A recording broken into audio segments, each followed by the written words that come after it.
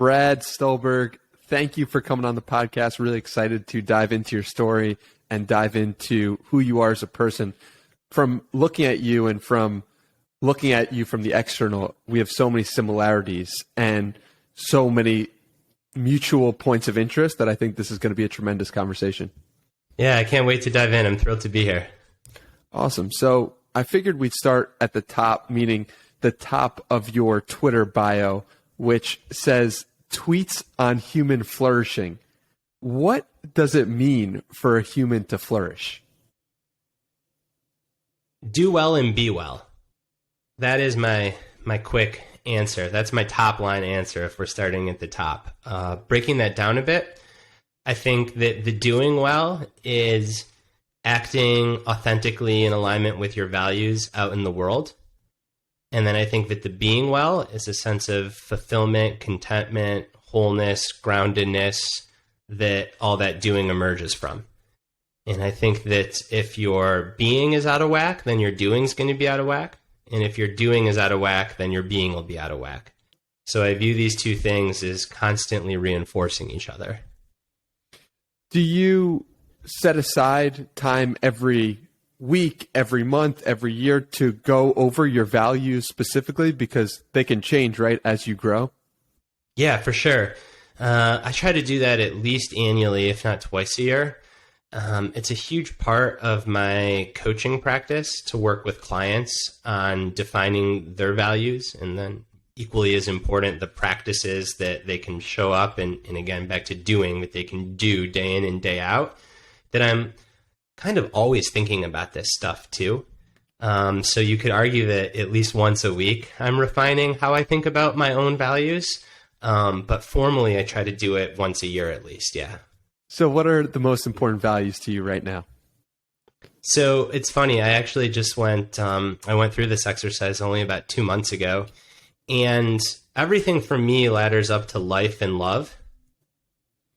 And that very much mirrors the being and the doing, at least in my brain. So the love is the being. It's being present. It's trying to gain wisdom, to learn, to really be there, to hold space for the people that you care about.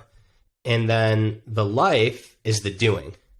So that is showing up and taking productive action day in and day out and engaging in life. I don't want to be in a monastery for the next 30 years, just focused on being, but I don't want to get so caught up in the day-to-day frenetic energy of living in the 21st century that I'm in complete doing mode. So for me, again, being, doing, love, life, they balance these two things out. And then I guess a little more, less esoteric is presence, which I define as full attention and caring for the people and pursuits I care about. Wisdom, which is learning deeply from experiences and constantly acting on those learnings.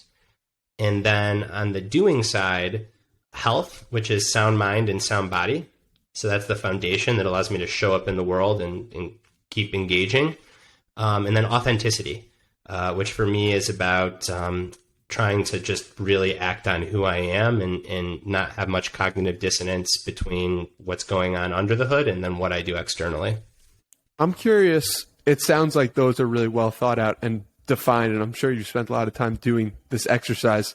I'm curious what the values were for you when you just did it for the first time, or maybe in your mid-20s, and how that has evolved. Yeah, so it's interesting that you asked that question. I'd have to go back to a notebook to get like the precise values and definitions. But I think that you'd see a lot of alignment with where they were and where they are now. I think in my 20s, there would have been a list of probably 8 to 10, and I would have really struggled to narrow it down. And I think part of getting older is realizing that, hey, like all of this is just about like engaging in life and then having love and a loving presence and being loved and giving love. Back then, it probably would have looked like spirituality, community, family, creativity, intellect. And those are all still things that mean so much to me. I think I've just been able to simplify a little bit. And who knows, perhaps 30 years from now, I'll just look at you and be like, it's just all about love, man. Like life will get tossed to the side. But yeah, I think that that's been the main change. I think that though it was never a defining value, in my 20s, I was probably more focused on achievement, at least conventional achievement. And now I'm much more focused on contentment and fulfillment, because I've had enough of that achievement where externally you get this validation to realize that it does feel great in the moment, no doubt, but that stuff's pretty fleeting. And I'm less interested in chasing that and more interested in trying to show up and build more enduring fulfillment. What's that Jim Carrey quote, which is like, everyone should try to get rich and famous to realize rich and famous isn't the answer, something like that? Yeah, for sure. You know, in my book, The Practice of Groundedness, I talk about this research. Tal Ben-Shahar is the name of the scientist, but he interviewed all these people that had these beautiful big goals, that thought that if they only achieved this goal, then they would finally be content, be fulfilled, what have you. And what he found is that the goalpost is always 10 yards down the field. So someone would achieve that goal and then they would want more, or they still wouldn't feel like they were complete, or whatever it was. And he coined this the arrival fallacy. And it's this notion that we all think that we're going to finally arrive somewhere, but we're not, unless, like, it sounds like so zen and woo-woo, but like, this is where we are right now. So might as well try to build a process of living and daily actions that fulfill you. Because if you think that getting something out in front of you is going to be the answer, you're going to be left wanting when you get that thing. It's the truth. And it's hard though, man. It's really, really, really hard to practice. I think the key to it is getting enough stuff and achieving enough and reaching the end point of the journey enough times to realize that what you actually enjoyed about it was the process itself. At least that's been for me. Yeah, and again, like you asked, like how this has changed over the last 15, 20 years for me. I think that's it. Like, it's not like I had like some kind of, psychological bypass. It was a lot of thinking that getting my first book deal would be enough. Nope. Publishing my first book would be enough. Nope. Getting on a bestseller list would be enough. Nope. Okay, well, I guess nothing's going to be enough in that capacity. Doing a triathlon. Nope. Got to be an Ironman. Nope. Got to win my age group. Nope. So you go through this cycle of feeling this enough times to realize that, oh, hey, like this stuff's not the answer. Now, there's some nuance here, because it doesn't mean that like you shouldn't strive for these wonderful things, just that the striving, like the texture changes. So it's less out of needing to get to the end, more out of a true wanting or desire to get there, but a real enjoyment, as you said, for the process, for the journey. The metaphor I like to use is there's two different ways to get to the peak of a mountain, and the end result is the same. You get to the peak. One way is to be so worried that you might not make it and obsessing about getting there. The other way is to really want to get there, but to truly be where you are and enjoy the view from the side and have fun camping and just enjoy that process. And both ways, again, you both get to the top. Right? You get promoted to VP or engagement manager, or your book hits a bestseller list, or you run a Ironman triathlon, whatever it is. So the end result is the same, but the entire quality of the striving is very different if you come at it from a mindset of, I'm not compelled to get this thing. I can enjoy where I am. And I do think it takes a lot of practice and a lot of failing and a lot of holding the wrong mindset and realizing that it doesn't leave you any happier. So your new book, The Practice of Groundedness, is coming out September 7th. That is in advance of when we're talking, but when it's published, people will be able to get it now. And I'm curious if there's anything that, upon writing or researching the book, you were surprised to find out. Yeah, all kinds of things, man. Where should we start? Let's go. Yeah, so I think the first one that was really surprising to me is there's a chapter on this paradox of the best way to get where you want to go in a hurry is to be really patient. And one of the more interesting pieces of research that I came across there was that we tend to think that the most successful founders are in their early 20s. And that's actually not true. The median age of a successful founder, judged by company bottom line and or IPO, is 45. And the reason for that is that most people by the time they've reached 45 have failed enough to learn from those failures, and they have more life experience, more wisdom to be able to really build a company that perhaps might be more sustainable and more enduring. So what that got me thinking is that for just about any pursuit in life, there are these two conceptual curves. One curve is what I would call raw talent, or if you're an athlete, it's athleticism. If you are a creator like us, it might be cleverness, or like cognitive flexibility, the ability to think really quickly and be quick on your feet. And on the other curve, you've got wisdom, which is learning from experience.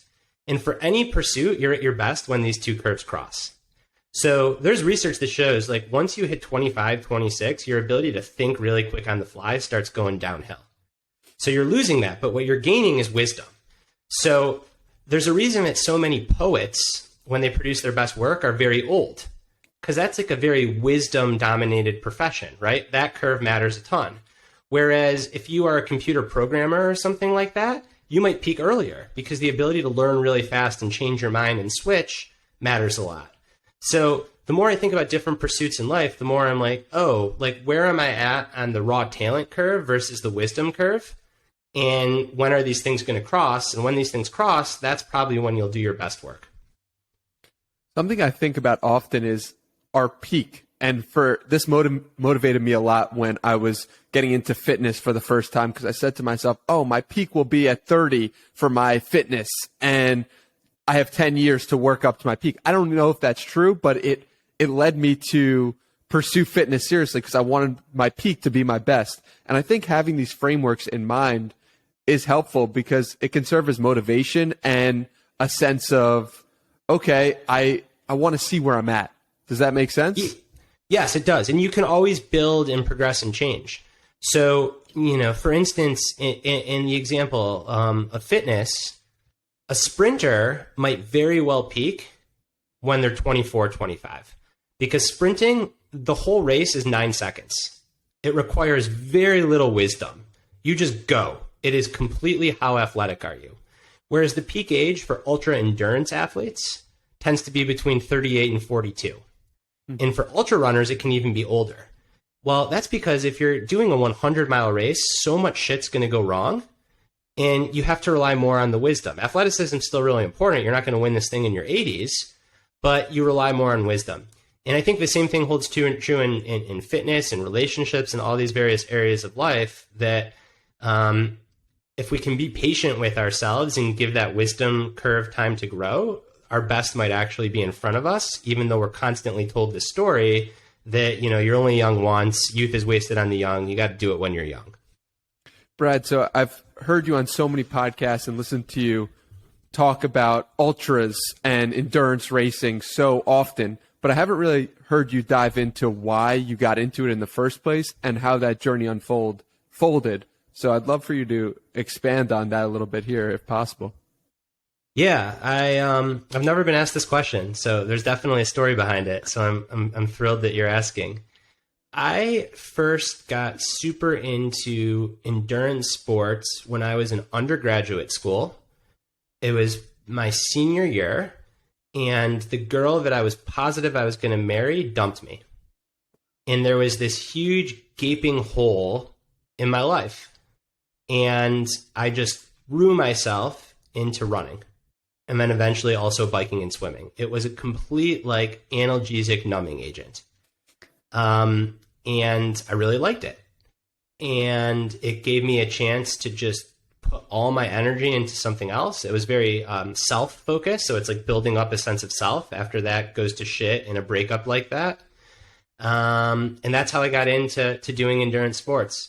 And I competed at a somewhat high level, by no means close to being a professional, but a pretty good amateur level for about 12 years. And then I just got extremely tired because it demands so much training and so much effort. And, I never thought of it being full circle this way, but I ran my last marathon about 3 months before my wife and I's first kid was born. And I haven't really run since because it's just, as a new parent, it's like, I don't have the time for this. I don't have the energy. Physical practice is still super important to me. So now I strength train, and that's what I've been doing for the last 4 years. But yeah, that's how I got into endurance sports, was just a terrible breakup and feeling like a huge hole, both like in my heart and just in how I spend my time and energy, and then just burying myself in training. Did the endurance sports fill the hole inside of you? No, of course not. I mean, I think it can help, but ultimately, like, what filled that hole was just time. Mm-hmm. And, you know, when you're in undergraduate school or whatever it is, when you're 19, 20, 21, that feels like it's everything. Now, looking back on it, oh my gosh, like, it would have been terrible if I would have stayed with that at the time girl, now woman, but like, it wouldn't have made sense. But when you're in the moment, like something so big like that, it does feel like it's just crushing and everything. And I think what endurance sports did was it gave me a healthy numbing agent versus like substance use or porn addiction or something that might not have been as healthy. Something, looking at your story, it seems like in the moment, I mean, we all do this. It's like when we're making a big decision, we believe that decision will, we put a microscope on it. Like, for example, when you moved to Asheville, you were going crazy about this decision. Is this the right thing? And then with this breakup, and this happens to people when they're moving, when they're pursuing a new job. So what have you learned from making big decisions in your life that you carry with you to this day that changed you in some way? So I think that in the culture that we live in, there is such an emphasis on needing everything to be super meaningful and needing to have a narrative around meaning or growth immediately. And I think for so many of these big decisions, we feel lost. And then there's like this second layer of pain. So the first layer is the big decision. And then the second layer is, oh, and it doesn't even feel meaningful to me. Or I don't even know if I'm going to grow from it. So like, it must really be jacked up. Whereas I think so much of the meaning and growth actually happens on the other side. Maybe even 1, 2, 3 years removed. So I think I used to think when you're in the thick of something, well, it's got to be meaningful. Why else go through it? We got to make meaning out of it. But sometimes things just feel meaningless. You feel lost. It's just enough to show up and get through. And then the meaning comes on the other side of it. So don't put that extra burden of everything needing to be meaningful or everything needing to be a growth opportunity right away. It's okay to be totally lost and to be totally unsure. Just keep showing up and the meaning will take care of itself on its own time. And that's always happened to me whenever I've been through my biggest struggles. If I hold myself to this bar that I have to make meaning right now, I just feel worse because I can't. And I've learned to be able to accept that, hey, there are moments, there are periods in life when you don't know what's going to happen. And it does feel rather meaningless. And that's okay. If you show up, it takes care of itself.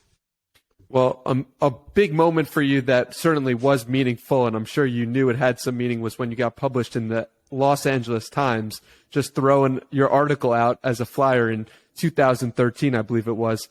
What was that experience like as someone who previously wasn't a published author, and then you all of a sudden get the Sunday edition of one of the biggest papers in the country? It was bizarre. It was super exciting, obviously. I remember thinking, like, turning to, now wife, then girlfriend, and being like, or maybe she was my fiance by then, but like, ooh, this was like really weird. I was so naive about how this worked that I could really enjoy it. And what I mean by that is I wasn't trying to be a published author. I wasn't trying to write a book back then. So it was really like throwing out a flyer. So when it happened, it wasn't this arrival fallacy, like, oh, I need to be published in the Los Angeles Times, then I'll be whole, only to realize that actually nothing changes. It was truly like, holy shit, like I sent this email and they actually want to do it. So that was probably like one of the most enjoyable periods that I've had as a writer. Because since then, now there's an expectation that I'm going to get published. And once that expectation's there, well, then suddenly, like, there is some more pressure. So that was like very innocent and freeing. Yeah. It sounds like it was really pure. And when things are from that place of purity, it always produces the best outcome, at least from my perspective.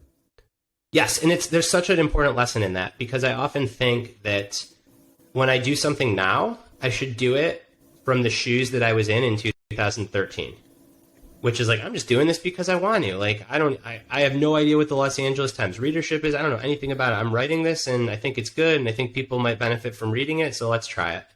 And that ultimately, as a writer, means writing for myself and a few close people that I really respect, and then trying not to worry about the rest.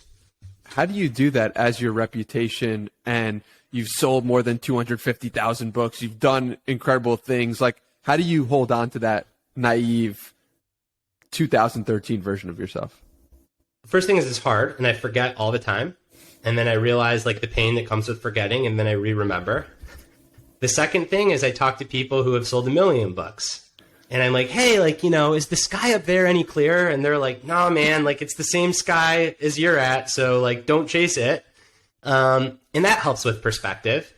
And then I think the third thing is to know that it is extremely just in our human nature to love status and prestige and results. And if you surround yourself with that, then it's going to happen that you get sucked into it. Whereas if you can try to rig your environment or your lifestyle to tune some of that out, you have a much better chance of doing so. So what does that mean? It could be the week of a book launch, and I'm doing this with this book. I've done it with my past, at least my second book, not so much the first book. I learned from that. Having a set amount of time to do interviews and to allow yourself to check your Amazon sales rank and all the other stuff. But then at X o'clock, which for me tends to be around noon, I'm off to the woods for a hike. And the first 30 minutes of the hike, the first 45 even, I'm still stressed. I'm like reaching for my phone. There's no reception. I'm like, maybe I can like get reception through the map to check like if my book has hit the bestseller list or whatever. Can't. About an hour into the hike, all that stuff melts away because now you're just moving your body in nature. So I don't have the willpower, I don't think anyone does, to sit in the candy store of external validation and not eat candy and get drunk on candy. So such a big part of my practice is removing myself from the candy store during those periods of time. It also sounds like, from listening to your story, that the candy store, in a sense, was living in the Bay Area. There were so much more distractions, and now you're living in Asheville, North Carolina, I believe. So has that been another way you've changed your environment to help yourself? It fits the narrative well to say yes completely. I think it's a small part of it. I think the bigger thing there was just around lifestyle and autonomy. So it costs like 4 times as much to live where we lived in the Bay Area than it does in Asheville. So you could argue that there was more of a need to be in the candy store simply out of like commercial success to live there. And now that pressure valve isn't as tight. Makes sense. So I want to go back to the endurance, because I plan on running my first marathon in 12 weeks and never Nice. run long distance or anything like that. But I'm curious if you have any tips for someone who has spent 12 years stressing their body in endurance sports. So let's see. How long have you been training? I've been training now for 2 weeks. Oh, so you're like just hopping Brand on the new. training plan. Yes, Yeah. sir. So the whole thing about like the wall at mile 20 is real. Okay. So like have an expectation that you are going to feel like total shit. And then if you're pleasantly surprised, great. But if not, you won't have a freak out moment. That's thing number 1. Thing number 2, this is really concrete. This isn't like any big life lesson or anything. Practice eating or drinking the sports drinks or the gels that you're going to use during the race. My first marathon, I did none of that. And I'm like, oh, here's some sports drink. Boom. Oh, here's a gel. Boom. Porta potty. Next sports drink. Porta potty. So you want to train your gut to digest whatever fluid and nutrition you're taking in. I think that's really important. And then pacing, patience. How you feel at mile 3 is not how you're going to feel later in the race. And what you do at mile 3 impacts how you're going to feel later in the race. So you just have to show restraint. You have to remember that it's a long day. And marathon runners far wiser than me will tell you that the race doesn't really start until around mile 17, 18. I will be replaying that over and over again, and I appreciate Yes, the do it, man, words. especially early in the race, because you're going to be like, oh, this feels so easy, this feels so smooth. Maybe it's just my day. Or you'll get into that mindset of, I'm just going to bank a little bit of time. You know, if my goal is 8-minute pace or whatever your goal is, like, I'm just going to get a couple 7:30 miles in because it'll help me up. Like, resist that temptation. Is there any way that's translated over, and your 12 years of experience is translated over to regular life? Oh, for sure. It's all the same. I mean, that's why I love sport, whether it's endurance sport and running or strength training. I think sport is such a beautiful metaphor for life. So it's all translated over, like this notion of pacing. If you have a big project and you go out and you just go out at the equivalent of a 5-minute mile trying to crush it, you might feel really good for a few days, but then you're going to start to get pretty exhausted. So much like running a marathon or training to squat 500 pounds, like the key is consistency, good pacing, showing up, not trying to have a heroic effort, just being good enough over and over and over again. And I think that's true in writing, that's true in building a business. Somewhere I'm seeing it more, particularly with a few friends that struggle in relationships, is in relationships. Do you think that relationships are going to be like that 5-minute mile or whatever it is over and over again? Like, you're in for a rude awakening come mile 5 or 6. Because so much of life is just like being consistently good enough over and over again. In a sport context, it protects you from injury, right? We tend to get injured when we push too hard for too long. And then outside of sport, it protects you from burnout and work. And in relationships, I think it protects you from like the curse of too high expectations or chasing quote unquote perfect. Once we realize that, hey, like perfect is something that you build up to over the metaphorical 26 miles, then you give yourself a lot more space to do it. What are some of the guardrails you put in place to make sure you're not overworking yourself? Yeah, I haven't struggled with it as much recently. And there, I do think place is a big part of it. So we live so close to all these trail systems. I've got a 4-year-old kid or 3.5-year-old kid and a 10-month-old German Shepherd. So there's enough stuff other than work. Work actually feels like the escape. There's enough stuff outside of work that's made it easy. If I rewind before all of that, it was a huge challenge for me because I'm passionate about what I do. I like it. Again, we talked, that external validation feels good. Some of it is just experience by failing. So like burning the candle at both ends and realizing where that gets me. And then having done that enough times, it's just about setting boundaries and not breaking them and knowing that how you feel in the moment isn't how you're going to feel in the future. So the example there is maybe there's a boundary to put the devices away at 7 p.m. And 6:58, you're rolling, retweets, likes, you're cranking out the article, like you just want to respond to 10 more emails, you feel great. So in that moment, it makes sense to do it. But if you get into that pattern for a month or 2 months or a year, you're going to start to feel pretty exhausted, empty, and burnt out. So it's about being able to envision your future self and then honor that boundary that you set. I'm curious about the coaching aspect of your life now. And how do people typically come to you to start coaching? Why do they choose you, and why do you start working with people on your end? Yeah, so most people come to me because they've read my books, or at the very least a handful of articles that I've written, or sometimes someone's just heard me on a few podcasts and they liked my approach. So I'm very fortunate that there's a lot of selection bias in the people that reach out to me. So they already have to have some kind of resonance with what I'm saying or what I'm writing. And then in terms of how I choose to work with people, this gets back to my own boundary setting. So my coaching practice only has 15 clients at any given time, because this is what allows me to have time and energy to write and to research and to read all the things that go into writing. So I have a wait list, and clients retire. Some relationships don't work out. Some people get promoted into roles where they don't need coaching, or they feel they don't need coaching, what have you. And then just the next person on the wait list. I'm pretty agnostic as to who I take, just because I've been surprised that in the past I thought people that would be like perfect fits were not. And people that I was tempted to be like, I don't really think so, have turned out to be 5-year clients. What is the most common problem that you see people come to you with? In coaching? Yeah. Yeah. I think it's a sense of restlessness and not being as excited about their craft as they once were, not knowing why, wanting desperately to take a rest, but when they try to rest, not being able to rest because they're anxious that they're not working. So it's a feeling of being stuck. I used to love this thing. I'm not sure I love it anymore. I really think I need a rest, but if I try to take a rest, I make it about 2 hours and then I'm like back doing the thing. So Brad, can you help me untangle what's going on here? That would be the first reason.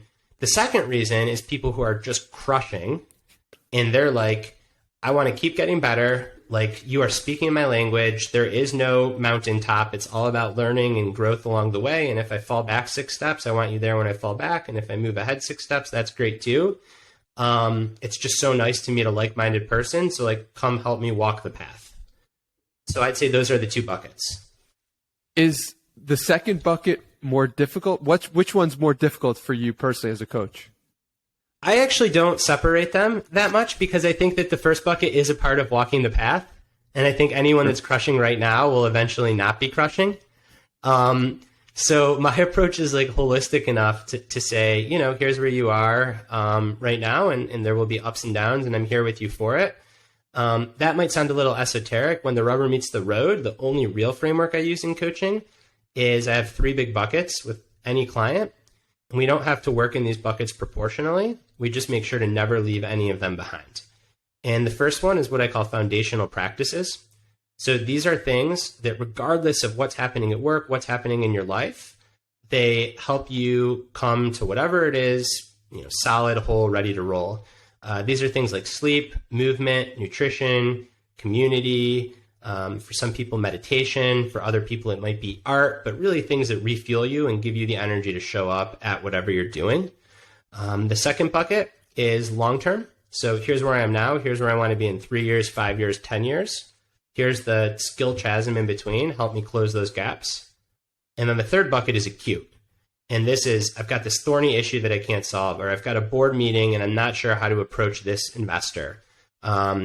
Even as concrete is, I've got this pitch deck for a potential investor and I can't really communicate what I think I want to on slide 6. Can we work through that? It's what I really like about coaching. We go, you know, pretty meta and broad to here's the kind of leader I want to be, or here's the kind of creator I want to be in 10 years, all the way down to help me with this today.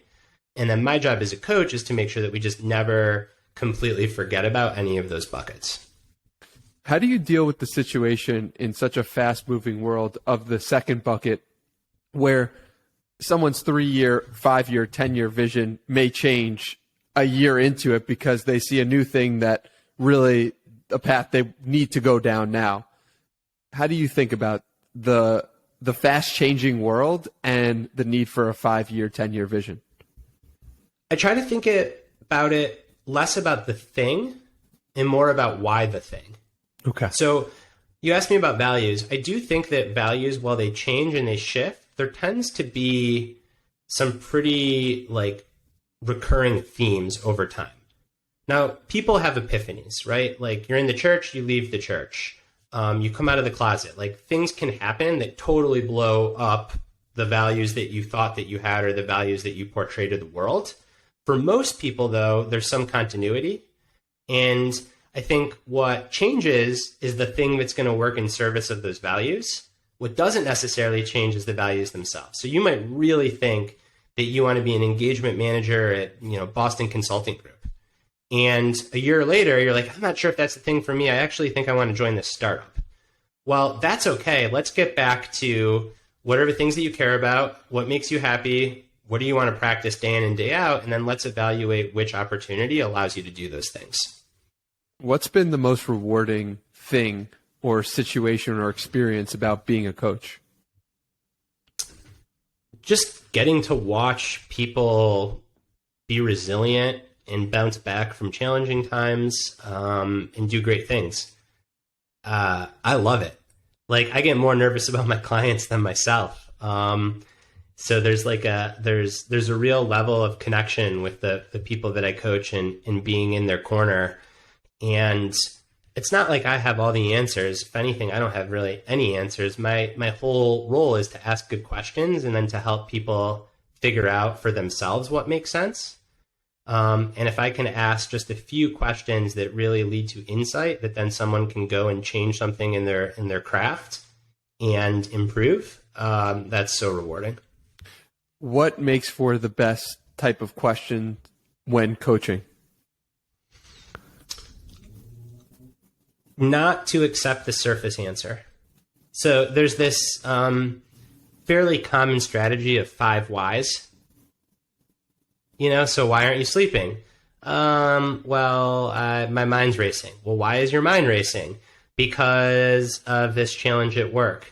Well, why do you have that challenge at work? And ultimately, the reason that you're not sleeping is because you're in the wrong function at your job, or because instead of writing stuff down in a notebook, you try to hold on to all of it in your brain. So it's 6 levels down from the actual thing. That's a very simple example.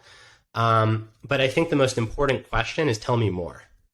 Because as a coach, that is uncomfortable territory. Because you want to ask a question, you want to get a response, and then they're paying you. So you want to be able to offer some kind of advice or some kind of counsel.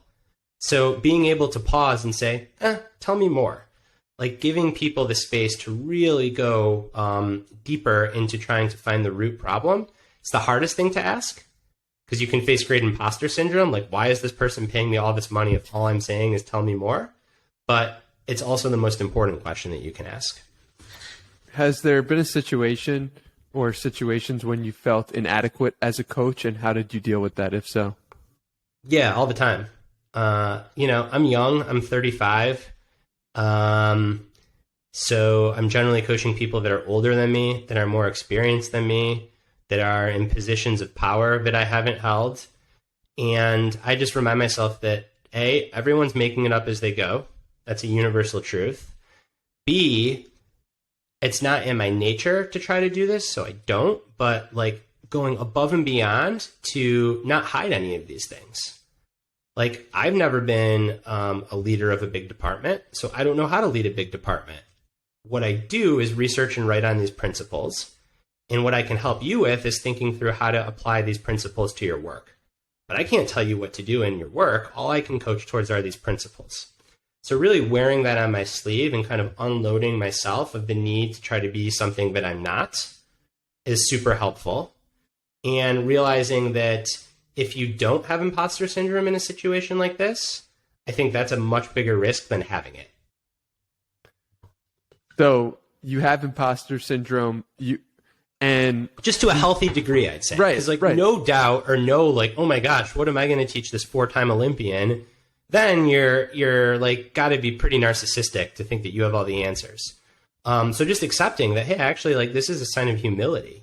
Mm-hmm. And then being really clear with clients that here's what I know and here's what I think I'm decent at or good at. And then here's what I don't know. And this is where I'm going to need to lean on you.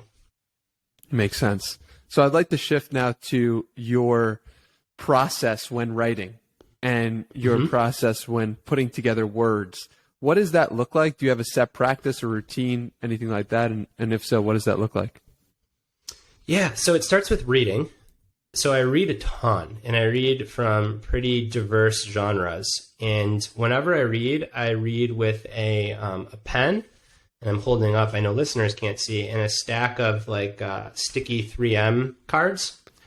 And when I come to a passage or an idea or a piece of research that really resonates with me, or that I can connect to something, or that I'm curious about, I'll underline the passage.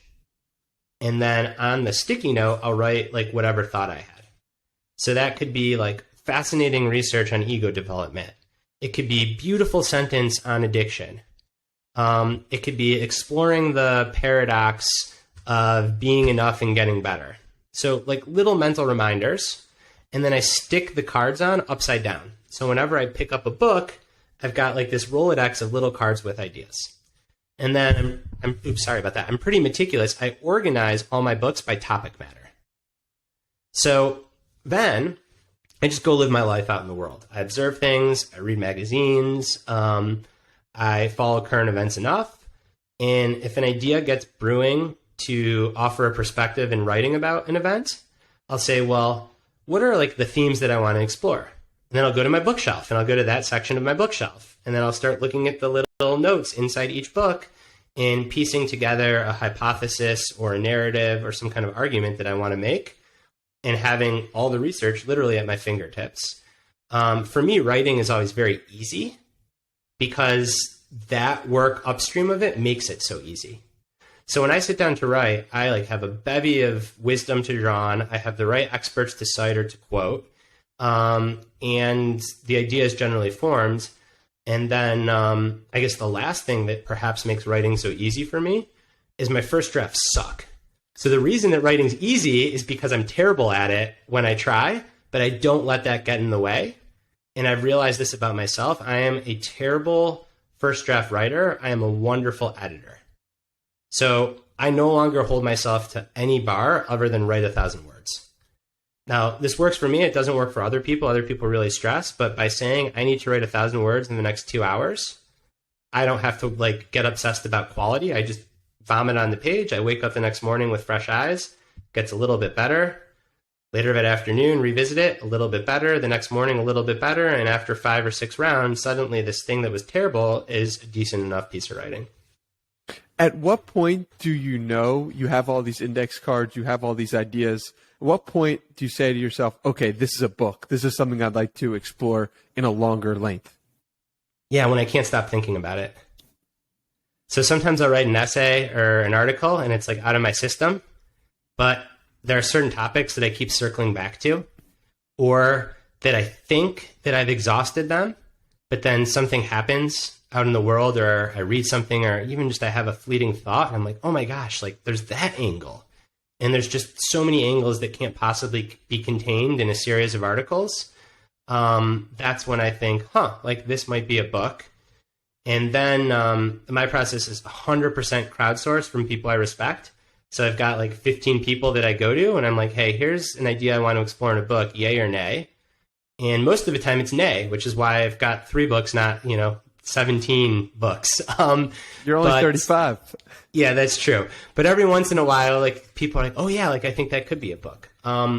So I think it's releasing from, again, me needing to have all the answer. That's a common theme. Like I am not at all worried about asking people for help. I try to give help, so I'm not just constantly taking from people. But particularly in the creative process, I am very much someone that wants to go to other people that I respect and run ideas by them and get their feedback. And that's how I eventually would mold like a go, no-go decision on a book. How do you help someone when you're not in a position necessarily to help them? What I mean by that is like, let's say I want to go and help Ryan Holiday. I can't really help Ryan Holiday, maybe have him on the podcast, but it's a small podcast. So what would you recommend someone, let's say in their early 20s, do to appeal to people? Like you've got some really high level people giving you book quotes and I'm sure you're friends with. So it's like, how does one help someone that's seems like out of their league in terms of who they can help? So the first thing I'd say is test that hypothesis. So you might have an assumption that like you can't get on someone like Ryan Holiday's wavelength, but you need to at least test that assumption. And the second thing I'd say is only do it authentically. So if you are going to try to reach out to someone, I'm not saying you, Danny, I'm saying like the proverbial you listener. If you're going to reach out to Ryan Holiday because like you think it'd be cool to connect with him or you think he might be able to help you, Ryan's going to sniff that out from a mile away. If you genuinely have like a really interesting insight about something that he wrote or a corollary idea and you want to share that with him, my guess is Ryan's going to reply to you within like 3 hours because he's a good dude interested in interesting ideas. So I think, I've tweeted this a bunch of times. It always does well. Like the best way to network is to do good work. So if you try to network, to me, like that ship has sailed. It's not going to end well. If you are curious and want to engage with other people about things that light you up and that you feel like you have some perspective to offer, then the networking comes as a byproduct of that. Yeah, that's really good advice. Could you share a story in which you networked with someone above your league and network, quote unquote, not actually network, but made friends with someone, you were like, whoa, how did that happen? Is there anything that comes to mind? Yeah. And even, well, I'll tell you one example from like yesterday. The other thing that I'd say is like, you're going to fail a lot too. So if you reach out to like 20 Ryan Holidays, Ryan, if you're listening, sorry we keep using you, 19 might not give you the light of day. And you might think that they're not giving you the light of day. And maybe half of those 19 are egomaniac narcissists, not Ryan at all, and they're not giving you the light of day. The other 9, they might just not have seen your email because like they're completely overwhelmed. But then that one person does connect with you, and that's awesome. So like some of it is realizing that, hey, like you're going to quote unquote fail in this enterprise a lot, or you're not going to hear back from people, and don't take it personally. That's fine. An example of like doing good work being the best kind of networking. So just yesterday, I got an email from someone that I emailed back and forth with. She's a former like Olympic caliber triathlete, was having some challenges transitioning out of being a professional athlete to figure out what to do next in her life. And I hadn't talked to her about 6 months. And she sent me an email and said, hey, I know you've got this new book coming out. Do you mind signing a copy for my friend Flora, who like thinks that you're like her personal coach? So I've never talked to Flora, but I just have a hypothesis. I'm like, is this Flora Duffy? Flora Duffy just won the gold medal at the Tokyo Olympics. So I did nothing. I wrote these books, and I'm like, wait, she thinks that that makes no sense. She's like the world champion. She's the best in the world at this grueling sport. And, now I sign a book, and now I'm going to have a conversation with Flora Duffy. So part of it is just like that naivety and that innocence. I have not had good experience with, because, this stuff's hard to practice. So I'm by no means perfect. There are times when I've gotten into that mindset of, if I send the perfect email, I'll get in so-and-so's radar, and then maybe they'll share my work. I've never been successful doing it that way because people just sniff it out. Yeah, I couldn't agree more. It's really just about the authenticity coming through, the realness, and that's what I love about having this podcast as under my own name rather than a topic, is I can really talk to people who I connect with personally. And so that is super important, and grateful for you sharing that. It's funny. I'm going back to the email that you sent me because I hadn't heard of you. So I was going to use you as my own example. I forgot exactly what you said. I'm trying to find it, but clearly you did it really well because here we are. I'm enjoying talking to you. I appreciate that. Well, I'd like to talk to you about your OCD because I think you've been open about this, and I admire you so much for having the courage to talk about it, particularly as a coach, particularly as someone who is in the public eye to some respect. So I'd love for you to just dive deep on that story, how it occurred, what the steps you took, because someone listening right now could be in that situation. So thank you so much for asking. All right. So the first thing that I'll say is that OCD, short for obsessive compulsive disorder, is very often misportrayed in the popular culture. So most people, myself included, before I knew that I had OCD, would think of OCD as someone that is a neat freak, or someone that needs to wash their hands a lot, or to have everything organized. You might even say oh, I'm so OCD because you want to have a checklist. That is not what OCD is at all. That is just an organized person, or somebody that's a neat freak, somebody that likes to have plans. Clinical OCD is defined as a recurring intrusive thought or feeling that then you have some kind of compulsion to try to reassure yourself to make yourself feel better. So in the case of a hand washer, it's a very simple, concrete example. The intrusive thought or feeling might be, I think I got a germ on my hand, and it could make me sick. And then the compulsion to try to feel better is washing your hands. And if you have that thought 1,000,000 times a day, you're going to wash your hands 1,000,000 times a day. Instead of learning to live with the uncertainty that, hey, maybe there will be some germs, maybe you will get sick. So that is very garden variety, typical OCD. That's not what I experienced.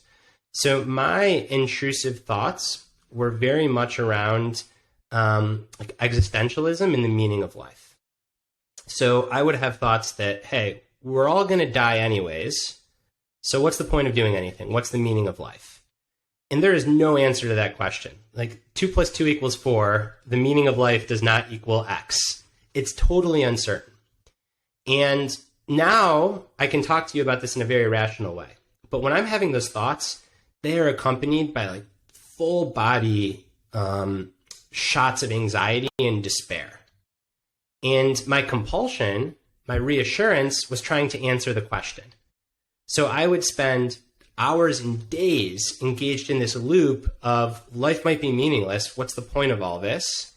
Well, I better come up with an answer. And whatever answer I'd come up with, it might be good for half an hour, but then my brain could be like, well, what if that's wrong? Or what if that's not the meaning? And it's a pretty quick spiral down to just being completely trapped in this vicious cycle of question that you feel in like your bones that you need to have an answer for, trying to find the answer, trying to reassure yourself, and then just rinse and repeat the cycle over and over again. I think while I'm talking about OCD, it's important because there are lots of themes that are also relatively taboo. So one theme, particularly amongst new parents, is you have the thought that like you're going to smother your baby or you're going to throw your kid out the window. And then that's associated with so much anxiety. Oh, how could I have that thought? Like, what does that say about me? And then you try to tell yourself all these reasons that you'd never throw your kid out the window or like you'd lock the window. Another common taboo one is OCD around violence. So you might be walking down the street and you have a thought that I could just push this person into traffic. And then you go, oh, what does that say about me? I'm a terrible person, or how could I ever do that? And then suddenly you're scared to walk down the street.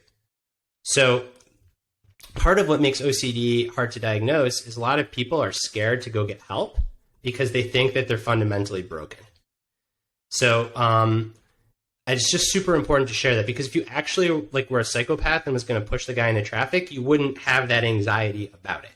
So it's the feeling of anxiety of brokenness and then trying to avoid being in that situation that can manifest as OCD.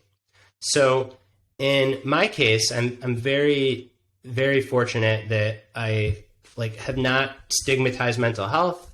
I'm in a community where mental health is not stigmatized, and the onset of my OCD was so stark and rapid that there was like no question. It's like, holy shit, my brain's fucked up. I need to go see a psychiatrist. So everything was fine one day, and I have a massive panic attack. I become convinced that something is wrong with my health. So now I'm still kind of like living in maybe it's OCD, but maybe not. Things start to get better. One day I'm on a road trip, I'm alone in the car, and I have the thought, like, what's the point of life? I might as well drive off the road. And massive anxiety, not a thought of like actually wanting to do it, but also just like so trapped. And then my next thought was like, oh my God, like, am I actually going to do this? Well, what's the meaning of life? I better figure it out. On and on and on. And I got home from that drive and I just said like to my wife, Caitlin, I think I'm really sick. I need to call a psychiatrist. And fortunately, the psychiatrist that I saw had experience in OCD and was able to say like, you're not suicidal, you're not depressed, like this is OCD. And I remember feeling such relief when he said that, because I was convinced that like I was like gonna kill myself, and that was part of this OCD, right? It's like, oh, life is meaningless, like maybe I'll kill myself, getting scared about that. And then I was on a journey of about 9 months of weekly therapy, and ultimately got to the other side where I can say now it's pretty well managed. How did that impact your relationship with your wife? It was hard. I mean, hard on her, particularly, to see me like this. Also hard because a huge part of the therapy is not getting reassurance. So if I went to my wife to be like, Caitlin, like I'm having these like thoughts, like, I don't really mean that, do I? Or like, there's got to be meaning to life, right? She couldn't reassure me by saying yes. She'd just have to be like, maybe, maybe not. And again, this is all under the coaching of a therapist that specializes in OCD. So it's very hard for her too, because like the normal inclination is to support someone, tell them they're going to be okay. And there was obviously some of that, but that's also a way to get reassurance. Instead of just me learning to live with the uncertainty that like, maybe there's meaning to life, maybe there's not. Like my whole life shouldn't be obsessing over this question. What's something that you know now that you wish you could have told yourself in the first 9 months of going to therapy for this? Such a good question. Just be kind to yourself. I think that there was a part of me that was, I don't want to say ashamed, but that felt like it was a problem to fix beyond just wanting to like have better days. Like, oh, like this can't be who I really am. And now I think I go back and be like, yeah, like this is a leaf on your tree. It's not all of you, but like it's a part of you. That's okay. Like it's coming along for the ride. I wish I could have told myself that. Was it difficult to be open with this journey?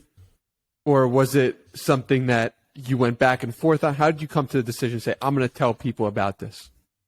Yeah, I can tell you exactly how. So I was probably 6 or 7 months into to this, maybe not even, maybe it was like 4 months. And my first book, Peak Performance, had no experience of OCD when writing that or when it was published, was doing very well. It was a commercial success by that time. And I was on what was supposed to be a vacation with my brother in Charlottesville, Virginia, and the OCD was really bad. There was nothing fun about this trip.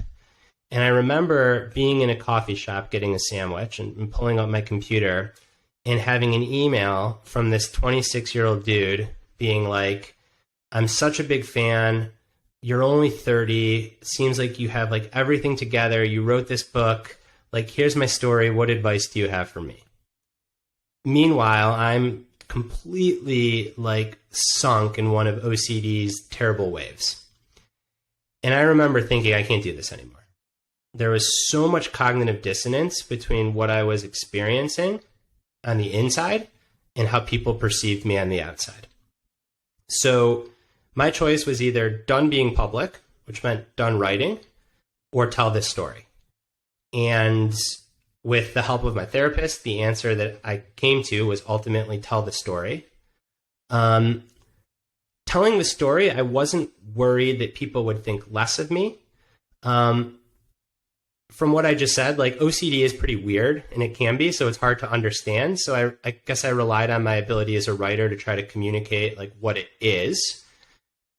But it was not really that. It was more so, and this gets into the irrationality of like mental illness. I was scared that if I wrote about my experience with OCD, it would be like I was claiming victory or like claiming some control over it. It's like, oh, I'm going to publish this essay. People are going to read it. And then it's like, well, I'm not over it. I'm living with this for the rest of my life. Is that okay?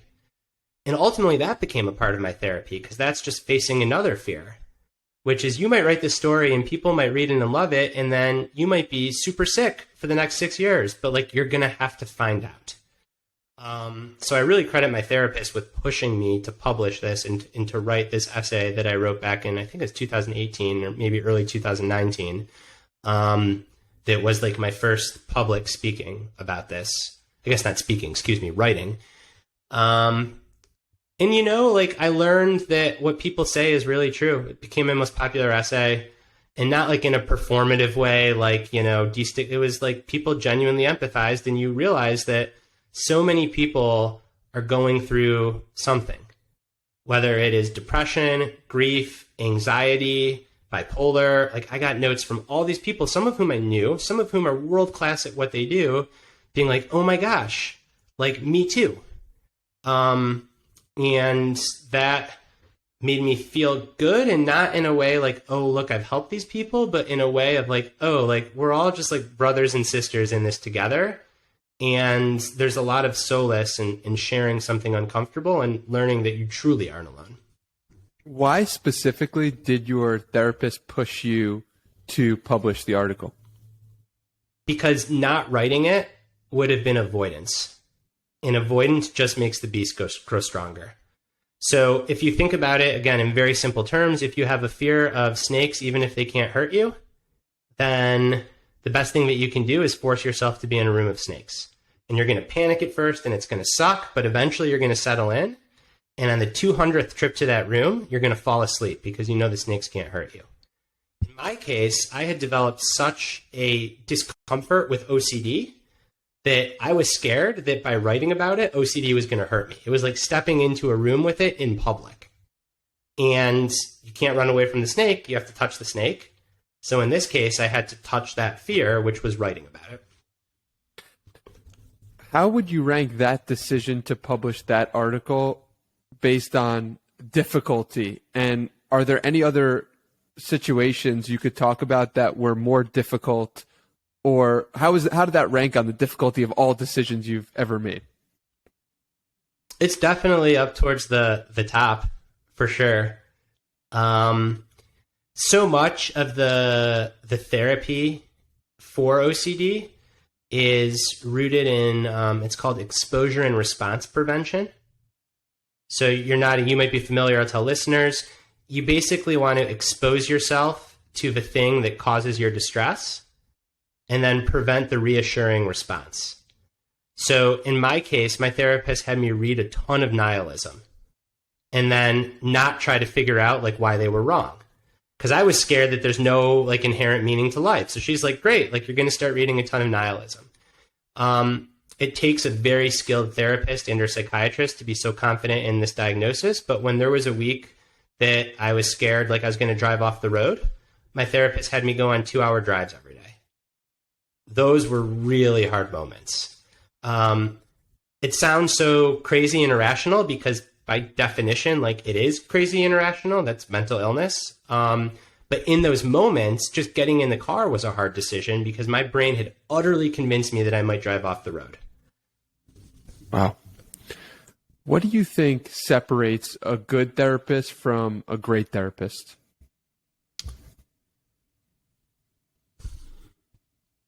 Oh, I wish you could ask Brooke. That's my therapist. I mean, I credit her with saving my quality of life. There was a time when I was just absolutely terrified to like start doing this kind of exposure work because I thought I was actually going to do the thing. If you're convinced you're actually going to drive off the road, you do not want to get in a car. And Brooke, my therapist, she saw it for what it is, which is like classic OCD. And not to get too in the weeds on mental health, but like if you're suffering with depression or suicidal ideation, you have those thoughts and they're actually really appealing to you. You're not scared of them. Whereas what makes OCD so easy, I guess, to diagnose is like you have these thoughts, but then you're terrified that you're actually going to do the thing. So her telling me that I will take complete responsibility if you actually like drive the car off the road, it will be on me. Like I'll take responsibility. So just really owning it, being that confident in her diagnosis of what was going on and the path forward.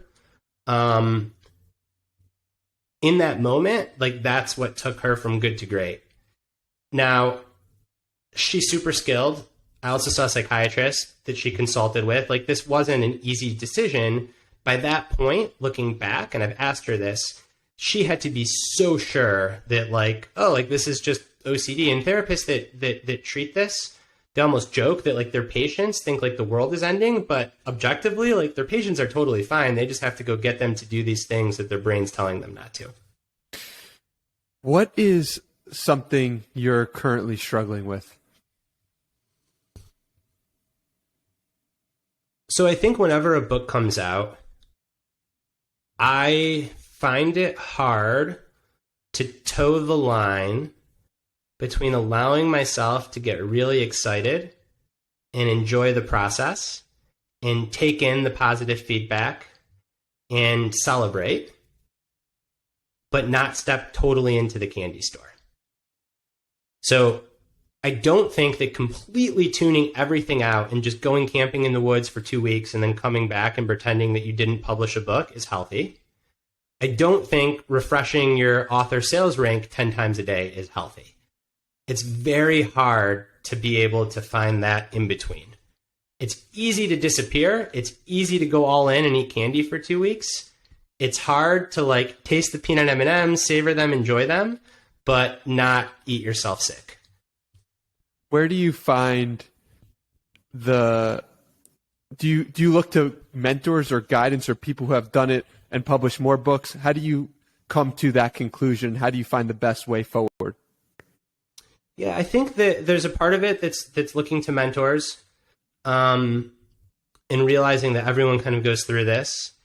And then there is just really trying to make it fun. And fun can mean like going out of my way to make sure that I'm with people that I care about, hanging out this week in a COVID safe way, but like hike scheduled, like weight training, all kinds of stuff like that. And then not to judge myself.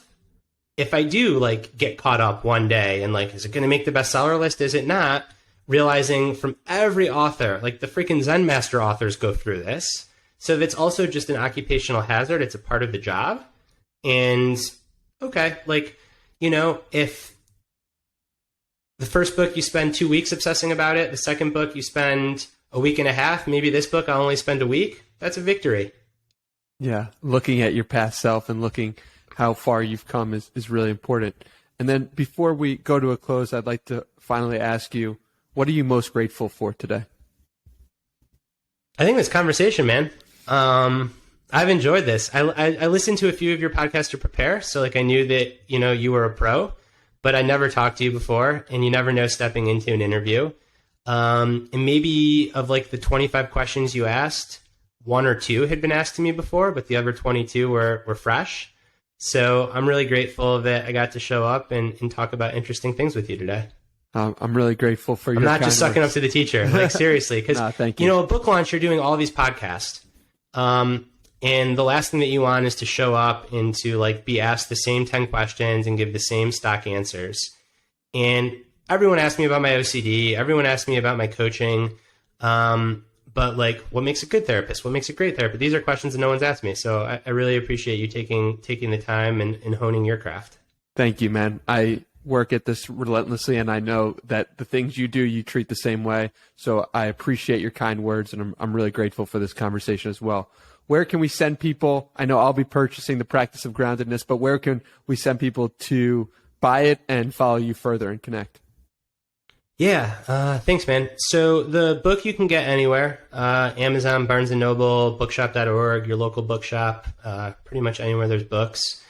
And the place that I live most on the internet is Twitter, and my handle there is @bstulberg. Awesome. And we'll put those below. Thank you, Brad. Really appreciate you taking the time and the kind words. It means the world. Yeah, thank you, man.